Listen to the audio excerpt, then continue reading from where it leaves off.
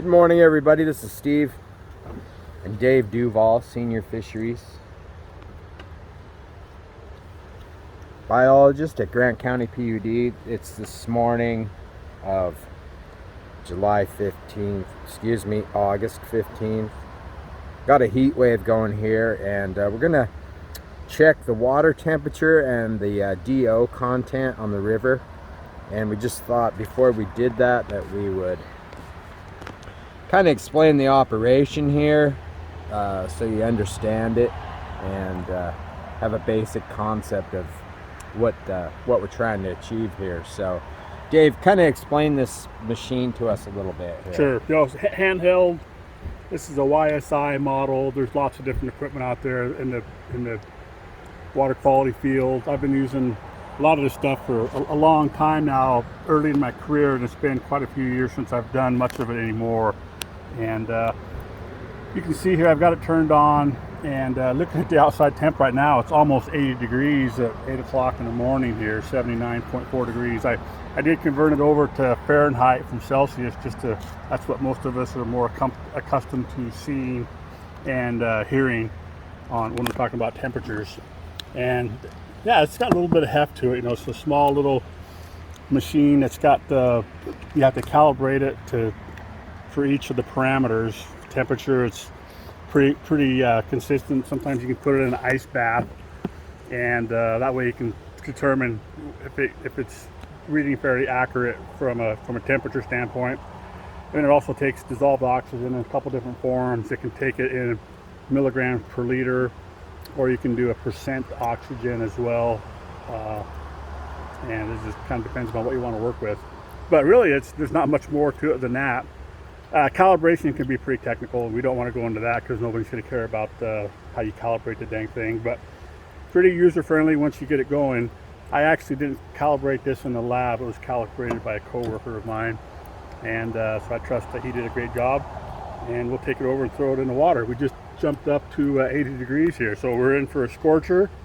I checked this temperature a couple days ago about the same time, and it was about 7 degrees cooler than it was the previous day in the afternoon. So the point being, there can be some pretty big temperature swings from afternoon to morning, as much as 7 degrees or more. So we'll take a look here and find out what it is.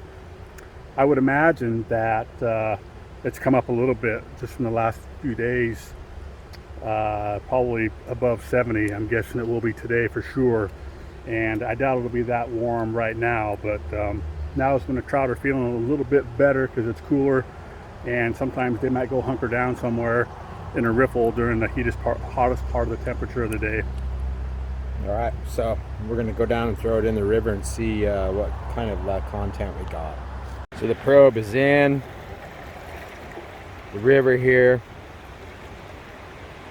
Still lots of water in the river, moving at a good clip. Again, just like Dave said, air temperature of about 80 degrees. Today it is expected to go to about 104 or 105 here in Ellensburg. So it's going to be extremely warm.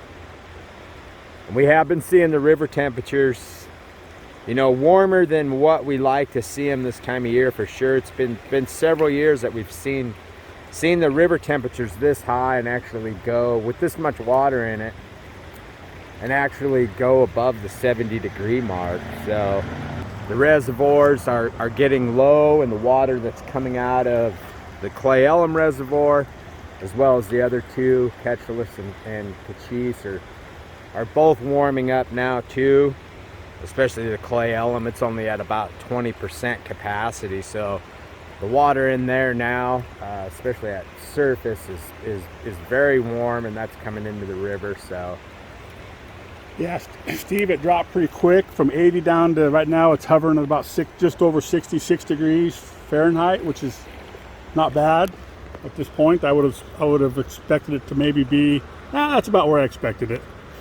Now it just dropped down to 66 even. So it's going to get higher, like we said earlier in the day. Hey Steve, can you maybe give just a quick recap on what we might expect for the flows over the next couple weeks as we're today we're in the middle of August, and typically we start seeing some reduction in flows kind of at the end of the month. Any insight as to what might happen? Yeah, we're going to start seeing the flows definitely tapering off because of the content capacity in the reservoirs. So, you know, hopefully we get through this heat wave in the next few days. It is projected to start cooling down by Friday and be back down in the 80-degree temperature range. But during this time, this triple digit heat, we're suspending all of our fishing operations, just because, you know, the water temperature is getting too extreme. When it gets to that 70-degree mark,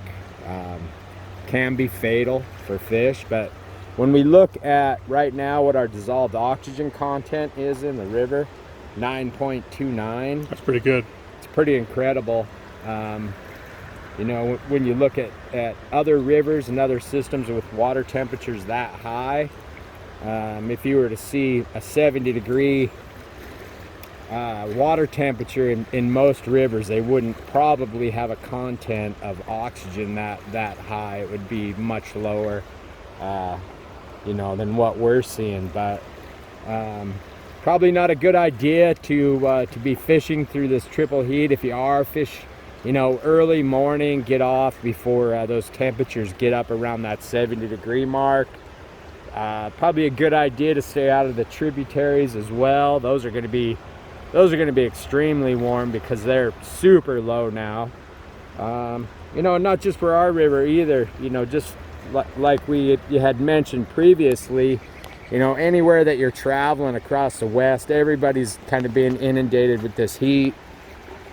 So keep in mind, you know, wherever you're fishing, you know, that water temperatures are probably going to be an issue, you know, in Idaho, Montana, Wyoming, until we get through this heat wave, really, and we see the water temperatures drop off, and the air temperatures especially drop off. Our nighttime lows getting down, you know, in the 50s and 60s is definitely going to help bring that water temperature down. But yeah, we just got to get through this heat wave, and then we'll be back to the fishing.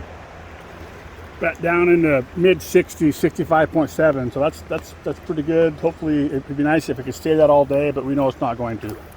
Yeah, and we're going to see, like, especially like in other areas of the river. I mean, we're in the farmland section of the river here, so upper river around Clay Ellum, probably going to see just a slight variation there because of the elevation change, maybe a degree or two cooler, and then of course as we move south of Ellensburg here and get into the lower canyon, probably going to see warmer water temperatures down there, just because the river widens and gets slower, tends to get warmer, especially all the canyon basalt down there. That will warm things up. So just a good idea.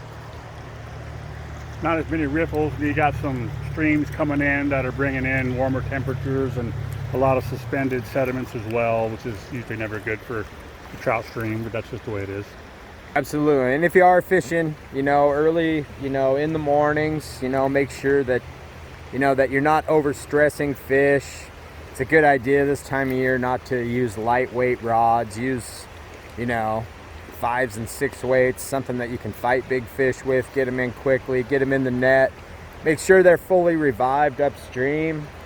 You know, make sure their head is pointing upstream, oxygen is flowing over.